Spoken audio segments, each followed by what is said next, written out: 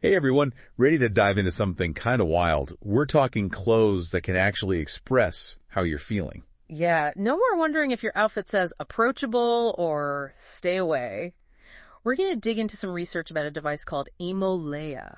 Emolleia, okay. Is that like those mood rings that change color? Kind of like that, but way more advanced. Imagine like stylish tech on your shoulder with these delicate, almost magical looking flowers. And get this, the flowers actually move to signal your emotions. Hold on, I'm picturing like clunky robot flowers and people getting the wrong idea completely. I mean, we misinterpret facial expressions all the time, and we've been reading those our whole lives. You're totally right to think about those real-world situations. The researchers actually thought about that from the start. So, think about it. The way we express ourselves with clothes, now it's limited. Clothes are static. You can pick a bright color hoping it says happy, but your outfit's not reacting to your mood, right? Right, it's not like your clothes change color when you get flustered, huh? Exactly. But Emolleia, that's what it's trying to change. Okay, so no more resting grumpy face if you're wearing this Emolleia thing. But seriously, paint me a picture. What does this thing actually look like? Okay, so picture this. 3 kind of translucent 3D printed flowers, and they're attached to a base you wear on your shoulder. They open and close, but at different speeds, so it's like almost like a piece of kinetic art that you can wear. And you know what's really cool? The researchers actually got inspired by that skeleton flower, the one with petals that turn transparent when they get wet. Oh, right. I've seen pictures of those. They're really pretty. Yeah, it's super cool. Okay, that sounds way more elegant than what I was picturing. Yeah. But how do we get from moving flowers to, like, actual emotions?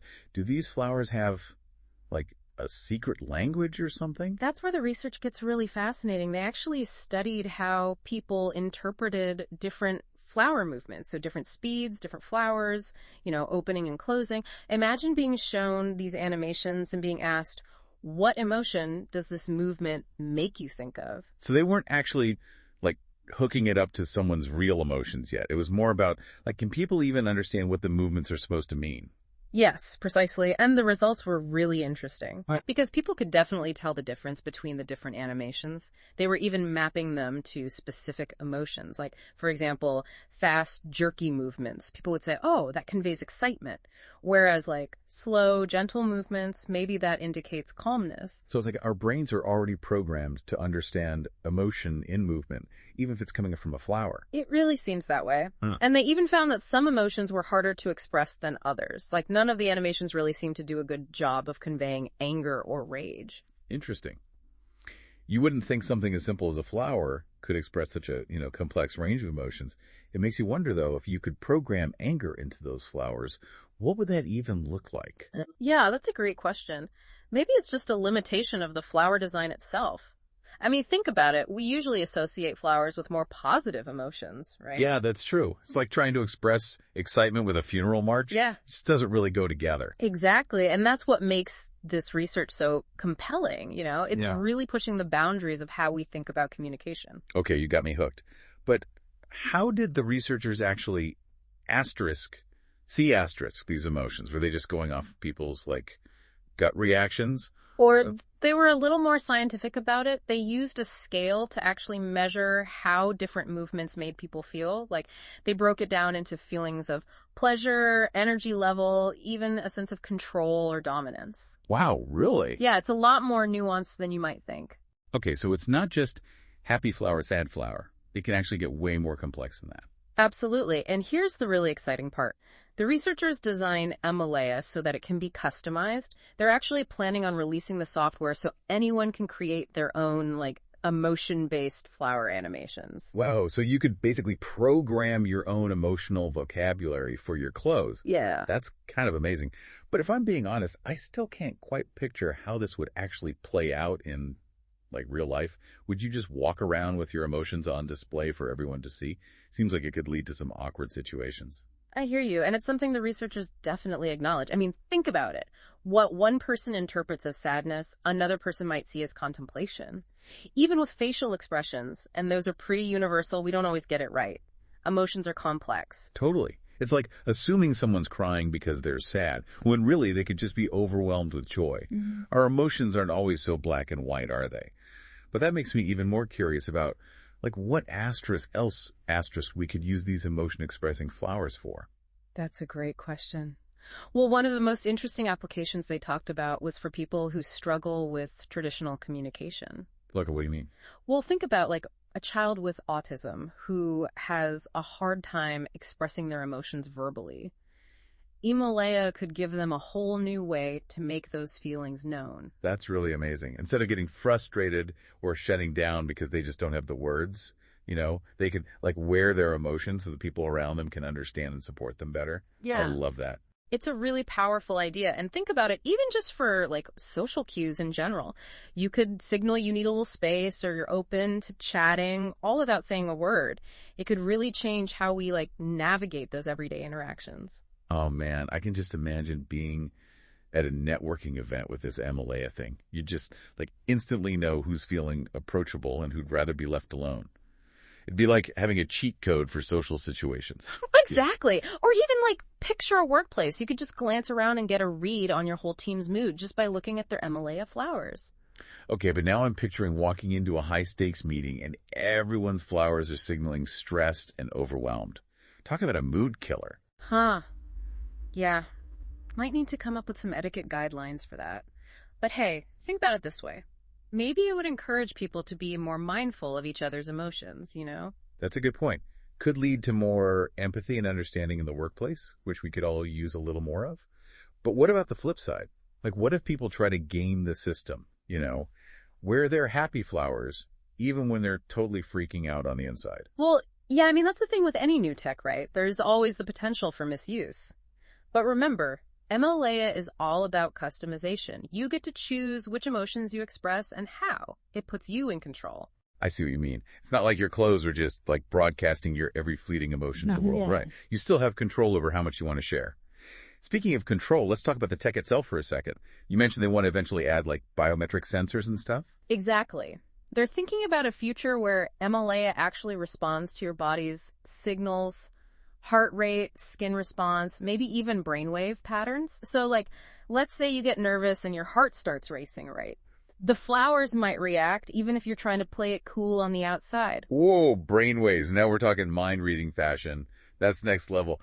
I do wonder, though, if you're pulling data from something as like complex as brainwaves, how do you even begin to turn that into something as visually simple as flower movements? That's where the design gets really, really interesting. Think about it. It doesn't have to be asterisk, just asterisk opening and closing. What if the flowers could, like, change color or pulse with light?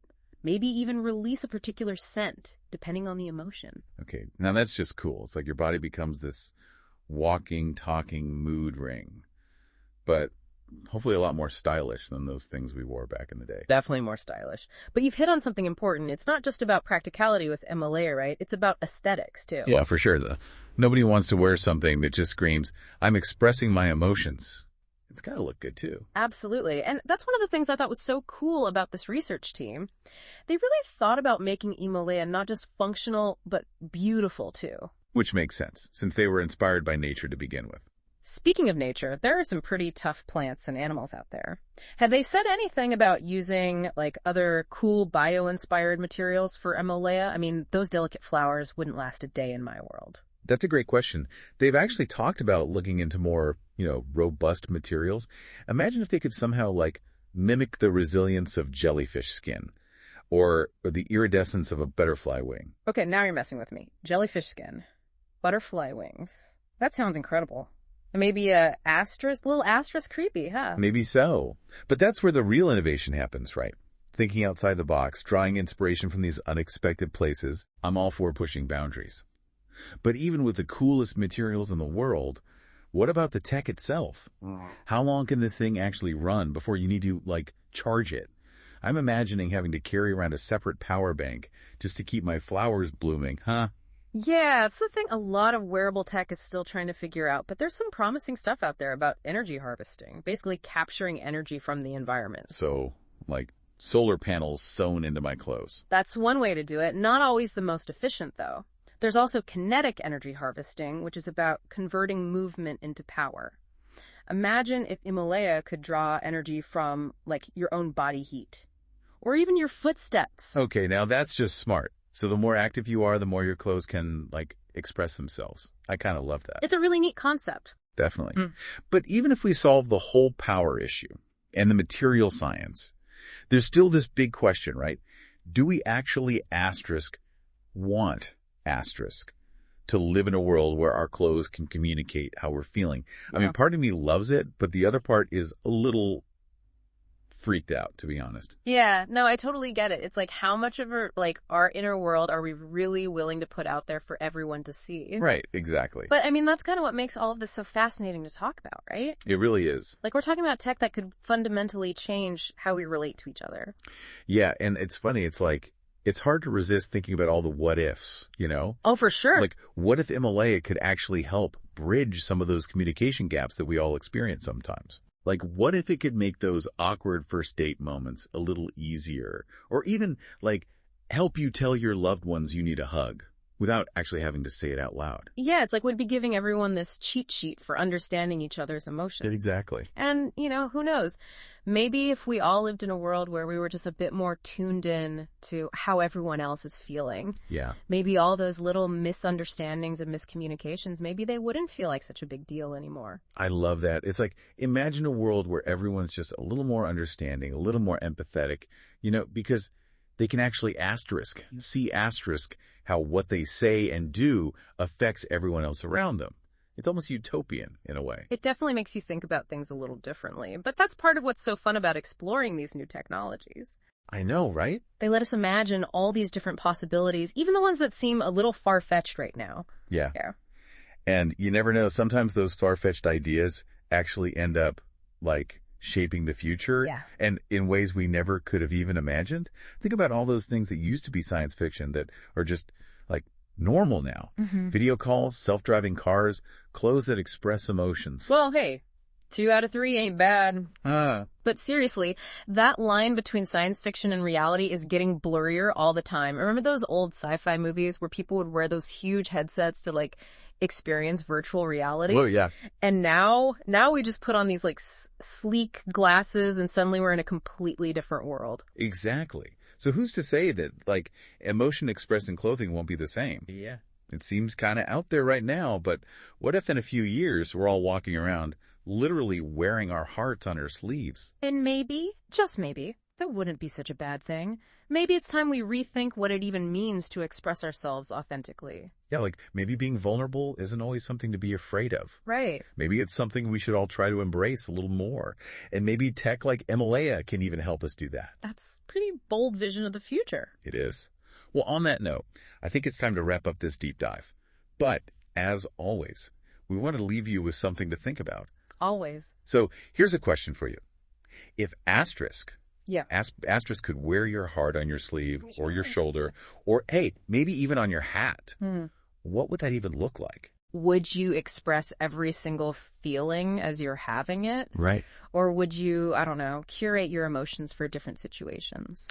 So many things to think about. It's a question worth asking as we head into this crazy new world of wearable technology. That's all the time we have for this deep dive. But until next time, keep exploring the world, stay curious, and we'll catch you all next time.